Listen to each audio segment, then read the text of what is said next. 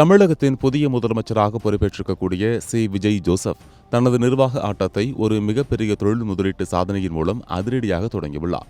தமிழக வெற்றிக் கழகம் ஆட்சி பொறுப்பேற்ற சில வாரங்களிலேயே இந்தியாவின் முன்னணி பொறியியல் மற்றும் கட்டுமான நிறுவனமான லார்சன் அண்ட் டூப்ரோ நிறுவனத்துடன் மொத்தம் 18,600 கோடி ரூபாய் மதிப்பிலான பிரம்மாண்டமான புரிந்துணர்வு ஒப்பந்தத்தில் தமிழ்நாடு அரசு கையெழுத்திட்டுள்ளது. இந்த ஒரு ஒப்பந்தம் மட்டும் தமிழகத்தின் பொருளாதார வளர்ச்சியை அடுத்த கட்டத்திற்கு எடுத்துச் செல்லும் ஒரு முக்கிய மைல்கல்லாக பார்க்கப்படுகிறது. இந்த 18,600 கோடி ரூபாய் முதலீடு என்பது 3 முக்கிய பிரிவுகளாக தமிழகத்தின் பல்வேறு மாவட்டங்களில் பரவப்போகிறது.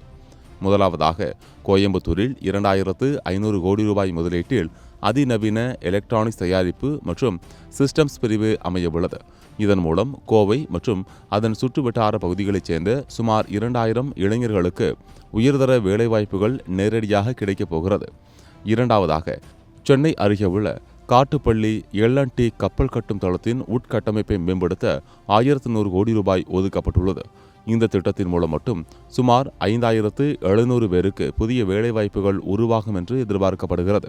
மூன்றாவதாக இந்த ஒப்பந்தம் மிக முக்கியமான மற்றும் பிரம்மாண்டமான பகுதியாக காஞ்சிபுரம் மாவட்டத்தின் 15,000 கோடி ரூபாய் முதலீட்டில் அதிநவீன தரவு மையம் அதாவது டேட்டா சென்டர் அமைய உள்ளது. இன்றைய டிஜிட்டல் உலகில் தரவு பாதுகாப்பும் வேகமான இணைய சேவையும் மிக அவசியமாகிவிட்ட நிலையில் உலகத்தரம் வாய்ந்த இந்த மையம் தமிழகத்தின் தொழில்நுட்ப திறனை உலகிற்கு பறைசாற்றும்.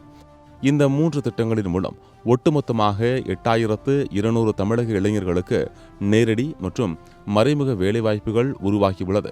முதலமைச்சர் விஜய் தலைமையிலான புதிய அரசு தமிழகத்தின் வேலைவாய்ப்பின்மையை தீர்ப்பதையும் மாநிலத்தை இந்தியாவின் முதன்மை தொழில் மாநிலமாக மாற்றுவதையும் தனது முதல் முன்னுரிமையாக கொண்டுள்ளது.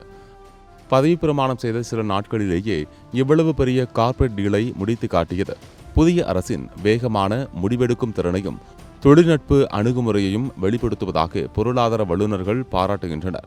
கோட்டையில் தொடங்கியுள்ள இந்த முதலீட்டு வேட்டை வரும் நாட்களில் இன்னும் பல பன்னாட்டு நிறுவனங்களை தமிழகத்தை நோக்கி ஈர்க்கும் என எதிர்பார்க்கப்படுகிறது.